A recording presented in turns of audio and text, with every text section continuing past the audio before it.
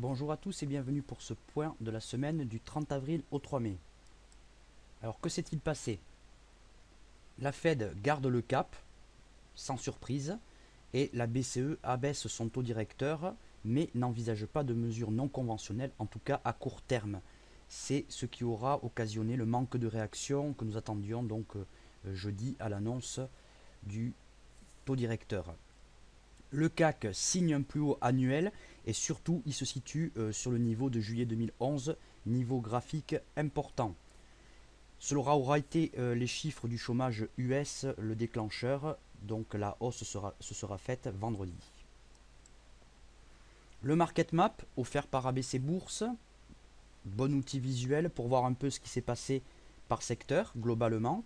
Alors c'est du vert partout, voilà, plus ou moins vert, avec l'agroalimentaire et boissons qui sous-performent, mais ça fait un petit moment que ça dure.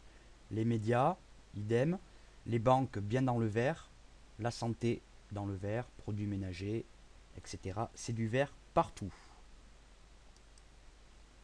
L'agenda de la semaine à venir.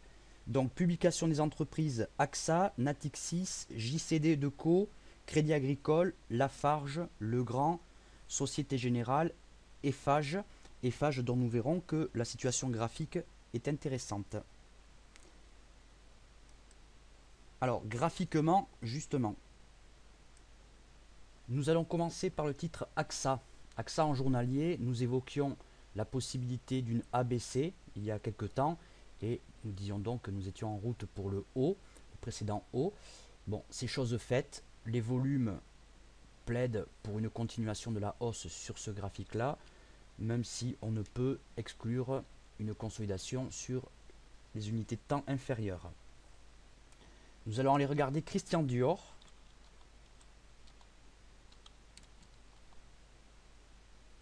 On va sortir un peu des sentiers battus. Christian Dior sur une résistance importante. Il y a eu cassure vendredi. On va voir si cette cassure est confirmée. Si la cassure est confirmée, eh bien ça dégage un bon potentiel. D'autant que, allons voir en hebdomadaire la situation. C'est un titre qui est bien haussier. Donc, affaire à suivre. Ensuite, nous allons aller voir CNP Assurance.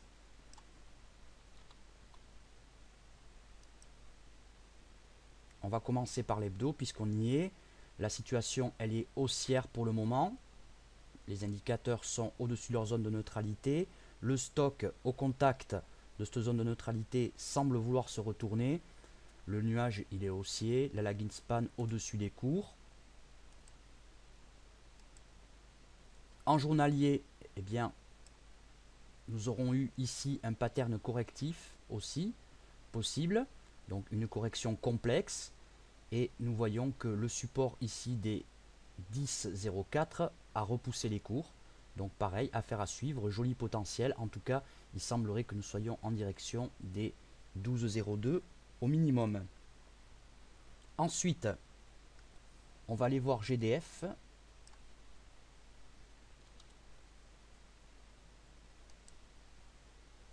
GDF que nous avons analysé il y a quelques temps. Nous étions haussiers avec l'objectif ici, les 50% de retracement de Fibonacci de la précédente baisse. Nous sommes pile poil dessus. Alors on ne peut évidemment pas exclure une consolidation sur les unités de temps inférieures. Le potentiel sur cette unité de temps en tout cas semble limité puisque nous sommes aux abords de la zone de surachat. Le titre Eiffage.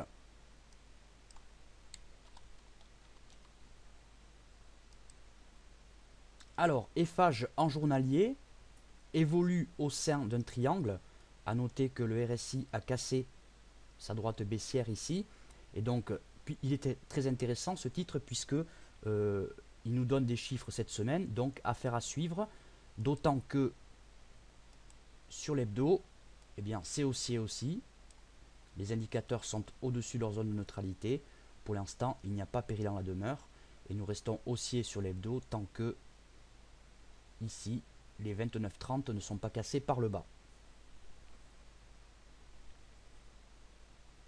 Ensuite, on va aller voir ESSO. On sort un peu des sentiers battus, je me répète. En hebdo, sur un support majeur. Divergence sur le RSI. Voilà, belle divergence même. Voilà. Et on va aller voir sur le journalier ce qui se passe. Alors, le support ici, il y a eu une fausse cassure. Et il semblerait que le support repousse les cours. On a cassé ici ce léger petit range. Donc, affaire à suivre aussi. Alcatel. Alcatel sur un niveau clé en journalier. Voilà. Alors, bougie à petit corps ici. Possible retour vers les donc 1,19, 1,20. D'accord. Attention que le titre ne s'installe pas dans un triangle. En tout cas, si il y a franchissement de ce niveau, eh bien, alors là, pour le court terme, ça donne un objectif baissier assez important. Donc, affaire à suivre aussi. Le RSI semble stabiliser, ne fait pas de plus bas. Donc, affaire à suivre de très près. Nous allons aller voir Valeo.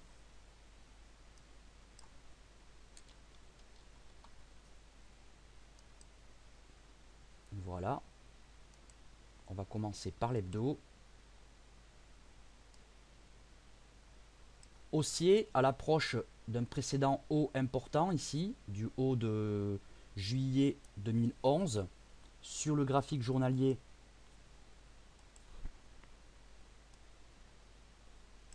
on a cassé ce niveau. Belle bougie haussière. Attention au volume quand même. Le RSI pour l'instant, il est bien au-dessus de sa zone de neutralité. Néanmoins, prudence.